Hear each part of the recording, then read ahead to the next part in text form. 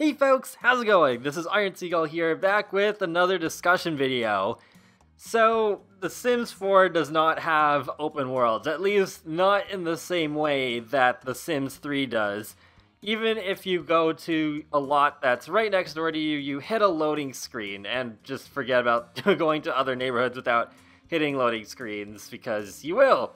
But this video is going to be my theory on why I think there's no open neighborhoods in The Sims 4. Because, I mean, I think it would have made sense if they had made it so that if you did want to go to the house or community lot next door, then you could do that without a loading screen. See, like, just look at this restaurant here. We're not at the restaurant, but you can see inside it. Although, when you get a bit too close, it fades out. But otherwise, yeah, you can see it. It's in, like, full detail and everything. There's no Sims that you can see walking around inside it. But apart from that, everything else is visible, so why isn't it loaded? Well, I think the reasoning is pretty similar as to why there's no open worlds in The Sims 4. And that's for performance, because, well, I mean, it's pretty well known that The Sims 3 is fairly unstable, especially when it comes to lag and routing issues aplenty in some worlds, in particular Isla Paradiso and Bridgeport. I'm looking at you. But yeah, I think it's somewhat similar to that. But like with open neighborhoods, I figured, okay, performance from the beginning was the reason I was thinking of. But then things really clicked for me shortly after Dine Out released. Because with restaurants especially, you need to have a lot of Sims on the same lot, because you'll have the Sim that you're playing as, and then you have all of your staff, and you can purchase additional slots for them, so then you could have even more Sims on the lot. And then, of course, all of the patrons, and that can add up to a lot of Sims pretty quickly. And, well, say if The Sims 4 did have open neighborhoods, and you would be playing in a neighborhood that had at least 5 different lots, and what if you made every single one of those a 5-star restaurant? That would be a lot of Sims that they'd have to have loaded at the same time, and that could cause a lot of performance issues if you don't have a high-end computer. And I think it could be even worse if you had 5 different vet clinics in the same neighborhood. Not that I think it would be very likely many players would do that, but say if for whatever reason you really did want to, because not only would you have a lot of human Sims showing up, you'd have their sick pets coming along as well. I haven't actually gotten my vet clinic up to 5 stars yet, so I don't actually know if 5-star vet clinics attract that many Sims.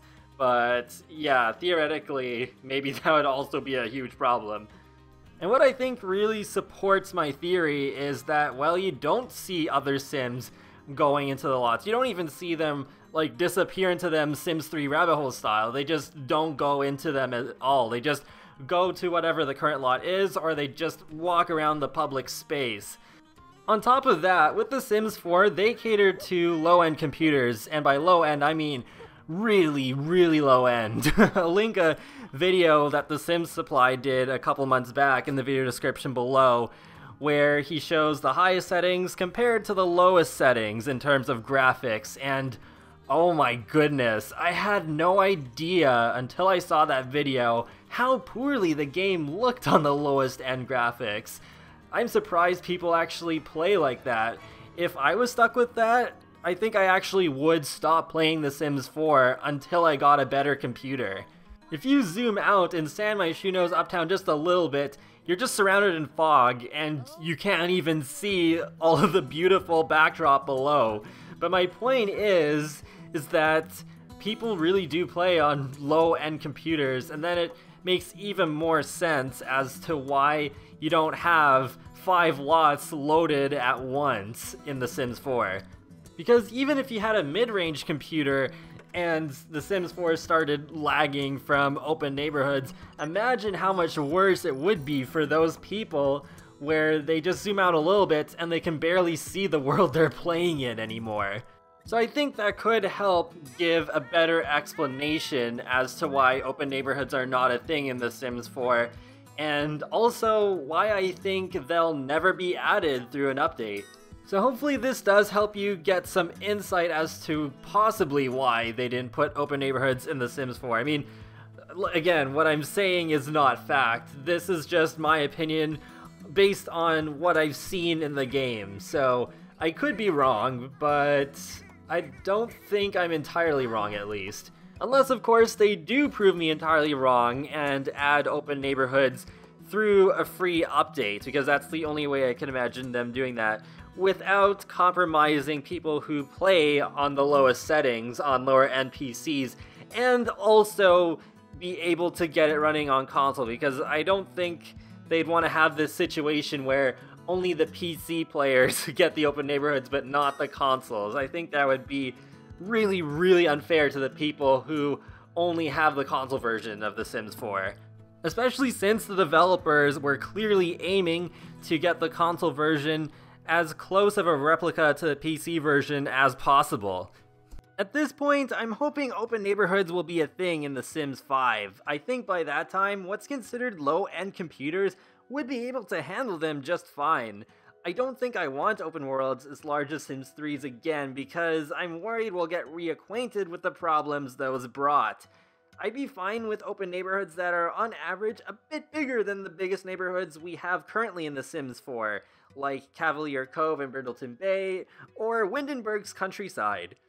And I think that is a reasonable expectation. I mean, that is one of the #1 complaints about The Sims 4, that there is no open world. So I think they will address it in at least some fashion with the next Sims game. Heck, maybe it could even happen sooner than that if they decide to do a medieval-like spin-off, where then with that they would have the opportunity to already do open neighborhoods, especially if it was on PC. But that pretty much wraps it up for this video, so let me know in the comment section below if open neighborhoods are something you'd be okay with having in The Sims 5, or if it's just open world or bust. But be sure to leave a like or a comment or even subscribe, because it lets me know that you like my channel and my videos, and it helps you keep up to date more easily with the latest content from me. I do videos on The Sims, Sonic the Hedgehog, and more. So I will talk to you all later, and have a great day. Thanks for watching!